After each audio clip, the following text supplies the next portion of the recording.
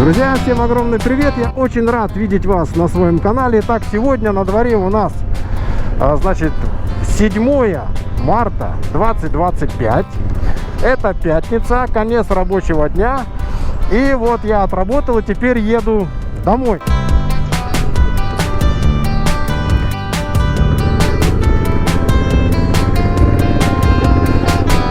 Вот, как видите, стоит замечательная погода. Сегодня, значит, 17 градусов, но утром, я вам скажу, был дубак конкретный.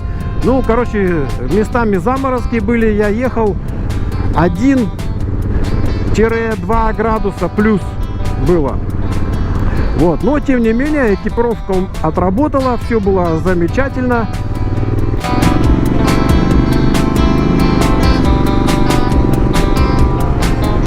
Вот, видите, разукрашенные такие улицы.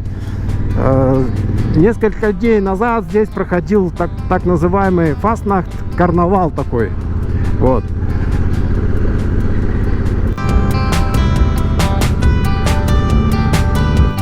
Здорово.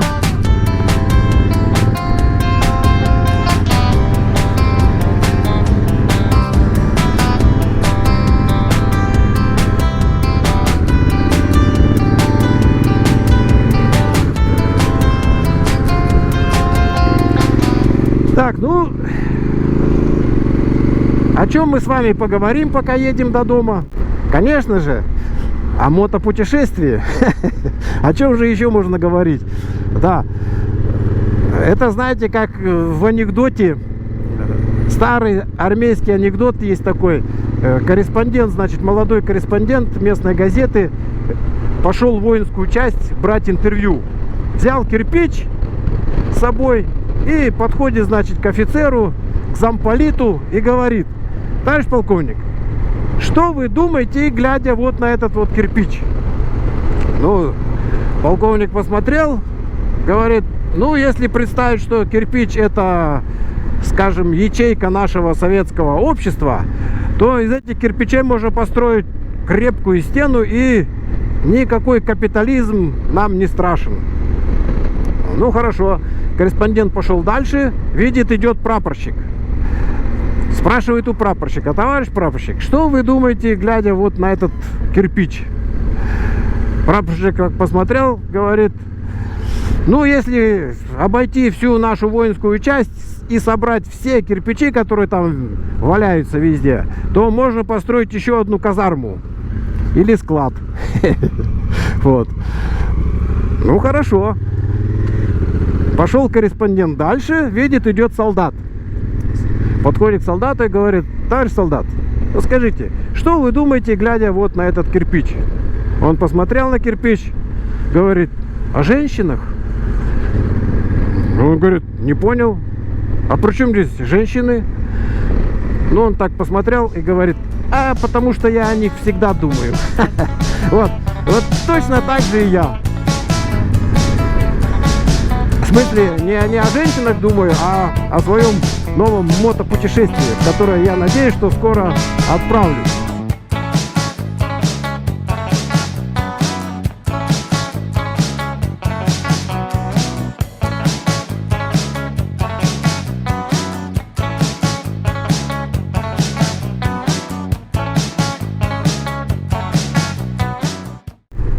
Значит, сказать вот пару вещей о направлении путешествия, да. Ну, на самом деле я не хочу сказать, что я много путешествую и так далее, там объехал много стран, вот, но все-таки кое-какой опыт имеет. Самое, конечно, главное в мотопутешествии — это то, что у вас лежит на сердце. Вот, то, что лежит на сердце, куда бы я хотел поехать, вот, туда и нужно ехать, да, туда и нужно держать свой путь.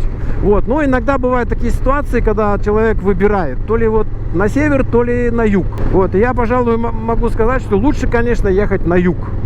Вот. Далеко на север я не ездил, но я ездил, например, в Карелию. Вот. И могу вам сказать, что, ну, честно говоря, она мне не зашла вообще. Вот. Ну, я так думаю, что, возможно, из-за того, что мои ожидания были гораздо выше, чем вот оказалась реальность.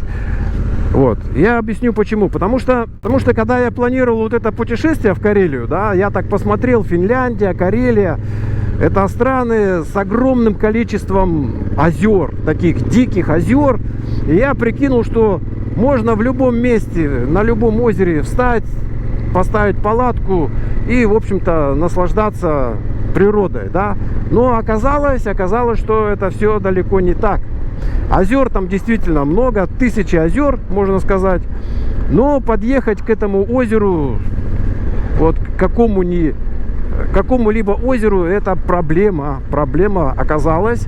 Вот, во-первых, заросшие все камышами, болотами, вот, подъезды. И редко, когда озеро попадалось такое, ну, с подъездом, да, и то это были такие маленькие дорожки для рыбаков, очевидно, чтобы там лодку, допустим, спустить. Встать на ночевку на красивом озере — это действительно проблема. Вот, ну и вдобавок еще, конечно, это там комары, обилие комаров. Ну и погода, конечно, на севере погода — это, значит, дождливая, холодная погода — это вполне нормальное явление. Вот, одно путешествие у меня было по северу России, ну как бы там не север, а это Вологда, Тотьма, Великий Устюг. Вот это, значит, путешествие мне оставило теплые воспоминания, достаточно теплые воспоминания.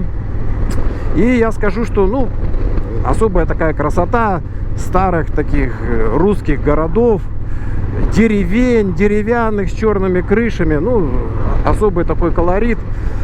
Вот, но на самом деле, вот дальше я с Великого Устюга направился в сторону, так, куда там, Пермь, Екатеринбург, Омск, Новосибирск. Да, это такой был мотодальнобой. В этом тоже есть определенный свой кайф, конечно, в мотодальнобое таком. Но, в общем-то, это разновидность такая туризма. Вот. Я, кстати, вот в этом путешествии, по-моему, это был 11-й год, я профигачил на Тенере 17 тысяч километров. Кружок у меня получился.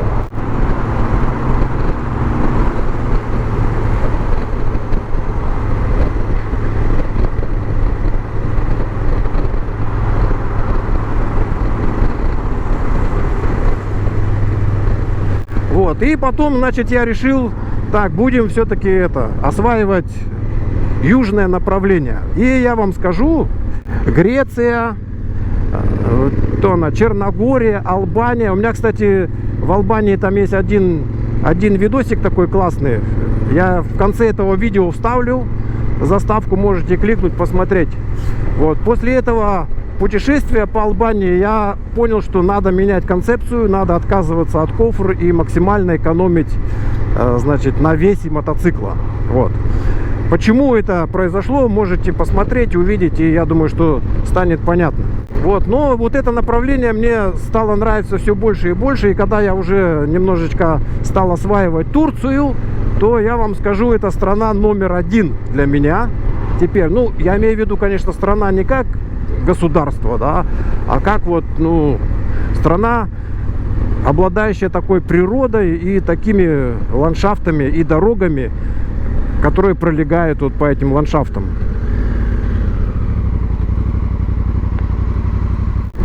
Ну и плюс, конечно, вот эта природа этой страны, это просто потрясающая. Настолько разнообразная и красивая. Я думаю, что, ну, мало какая страна может сравниться вот с Турцией в этом плане. Вот, и поэтому я туда зачастил, и в этом году я тоже собираюсь туда. Но я в этом году немножко захвачу больше Греции. Черногория, да, Черногория тоже прекрасная в этом отношении, но, конечно, менее разнообразная, да. Вот. Там у меня есть еще пару маршрутов, которые я должен проехать обязательно. Я думаю, что мы туда вернемся. Я хочу туда проехать с сыном. Вот, потому что это, ну, не так далеко и как бы подходит нам очень хорошо. Вот. Да, вот в Турции, ну, редко где там найдешь такое место, где как бы нельзя, да, ставить кемпинг. Вот, и найти красивое место вообще не проблема. Вообще не проблема. Там проблема в другом: найти еще более красивое место, чем это. Вот, и ты всегда так едешь: о, здесь классно, о, а тут еще лучше, а поеду туда, а там вот еще круче. Вот, так что в этом отношении, да.